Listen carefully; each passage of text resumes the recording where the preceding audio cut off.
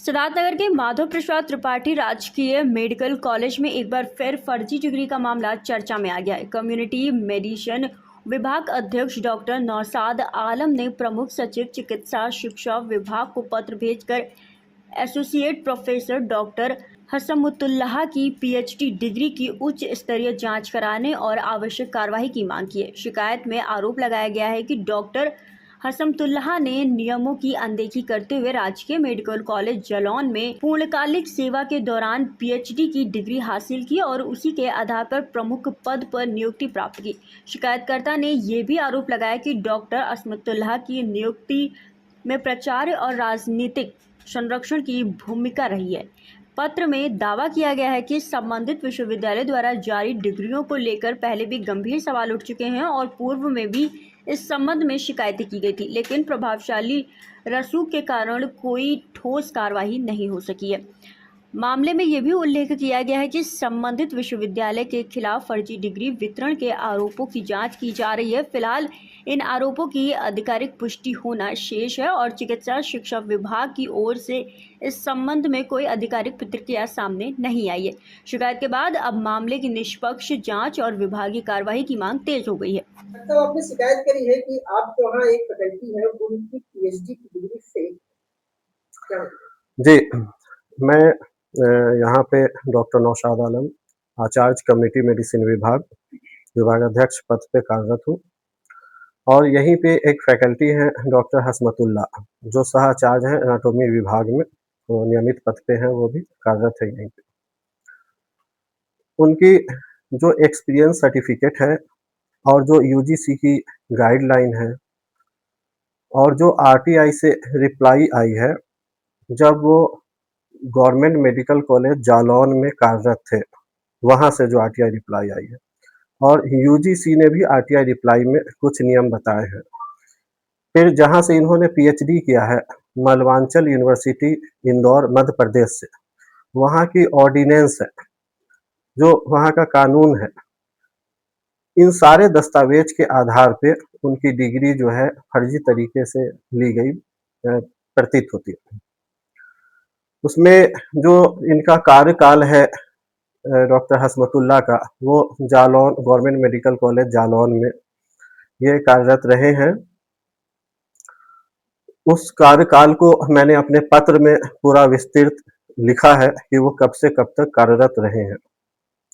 उस कार्यकाल में इन्होंने जो जालौन से आरटीआई में जवाब प्राप्त हुई है, उसमें 2017 से लेकर के 2021 तक में टोटल 12 दिन के लिए इन्होंने सीएल की आवेदन की थी, जिसमें इनके पीएचडी का जो ड्यूरेशन है 2018 से 2021, उसमें केवल एक ही दिन इन्होंने सीएल लिया है, सीएल के लिए आवेदन दिया था प्रधानाचार्य कार्यालय में। तो अब यहाँ पे क्वेश्चन ये उठता है कि उत्तर प्रदेश में जालौन मेडिकल कॉलेज से मध्य प्रदेश इंदौर में मलवांचल यूनिवर्सिटी जो 200 दिन की भौतिक उपस्थिति अनिवार्य बता रहे हैं, तो एक दिन की सीएल में कोई व्यक्ति एक ही समय में कैसे 200 दिन वहां पर उपस्थित हो सका? ये खुद एक क्वेश्चन उठा रहा है उनकी पीएचडी उपाधि पे। तो हमारे द्वारा पूर्व में भी शिकायत की गई थी। उस शिकायत में प्रधानाचार्य महोदय ने, जो तत्कालीन प्रधानाचार्य थे, उन्होंने यहाँ से रजिस्ट्रार मलवांचल यूनिवर्सिटी को मेल के माध्यम से उसको वेरीफाई किया था। वहाँ से रजिस्ट्रार द्वारा वेरीफाई किया गया कि पीएचडी डिग्री जो है सही है।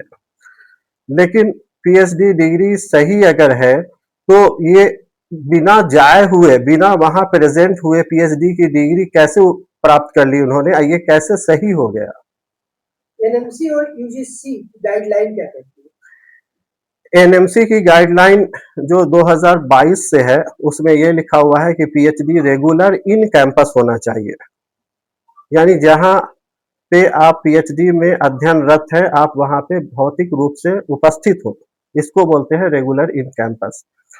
और 2025 की गाइडलाइन भी है, लेकिन यूजीसी की जो गाइडलाइन है उसमें जैसे इन्होंने कहा है कि 2018 में इन्होंने एडमिशन लिया है पीएचडी में, तो यूजीसी कि जो गैजेट नोटिफिकेशन है वो 2016 की इन पे लागू होती है। 2016 में यूजीसी गैजेट नोटिफिकेशन में जिसमें पीएचडी उपाधि देने की नियम का उल्लेख किया गया है, उसमें पृष्ठ संख्या 12 बिंदु संख्या 11.1 उसमें साफ तौर पे लिखा हुआ है कि किसी भी संस्थान से पीएचडी डिस्टेंस लर्निंग मोड में नहीं किया जा सकता। 11.2 में लिखा हुआ है पार्ट टाइम पीएचडी का प्रावधान है, लेकिन पार्ट टाइम पीएचडी का प्रावधान है जब उन्होंने 11.1 में इसको प्रतिबंधित कर दिया कि ये ऑनलाइन डिस्टेंस लर्निंग मोड से नहीं किया जा सकता, तो पार्ट टाइम पीएचडी कहाँ से किया जा सकता है? जो व्यक्ति जिस संस्थान में जॉब कर रहा है वहीं से अपने जॉब ड्यूरेशन के बाद वो पार्ट टाइम पीएचडी कर सकता है।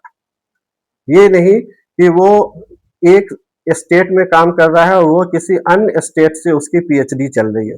इसकी जवाब यूजीसी ने अपने आरटीआई रिप्लाई में दिया है कि PhD online distance learning mode में प्रतिबंधित है। तो फिजिकली एक आदमी 2 स्टेट में एक ही समय उपस्थित नहीं हो सकता है। अगर वो उपस्थित है तो या तो जालौन की इनकी एक्सपीरियंस सर्टिफिकेट फर्जी है या फिर पीएचडी डिग्री फर्जी है। 2 में से कोई एक तो फर्जी है। फिर ऐसा भी हो सकता है कि ये ड्यूटी आवर के बाद जो इनका अपना निजी समय है उस समय इन्होंने स्टडी कर रखी है। नहीं, तो ड्यूटी आवर के बाद स्टडी करना इसी को बोलते हैं पार्ट टाइम पीएचडी। तो ड्यूटी आवर के बाद स्टडी, तो ये तो जालौन मेडिकल कॉलेज में रजिस्टर्ड नहीं थे पीएचडी करने के लिए, ये तो रजिस्टर्ड थे मध्य प्रदेश इंदौर में मालवांचल यूनिवर्सिटी में। तो जॉब ये उत्तर प्रदेश में कर रहे थे। तो ये 4 बजे के बाद जब इनकी जो ड्यूटी आवर खत्म होती थी तो 4 बजे के बाद 500 किलोमीटर क्या ये डेली जाते थे? यानी डिस्टेंस दोनों के बीच में जो इन्होंने दिखाया मेजर डिस्टेंस है, इसलिए वो संभव नहीं है।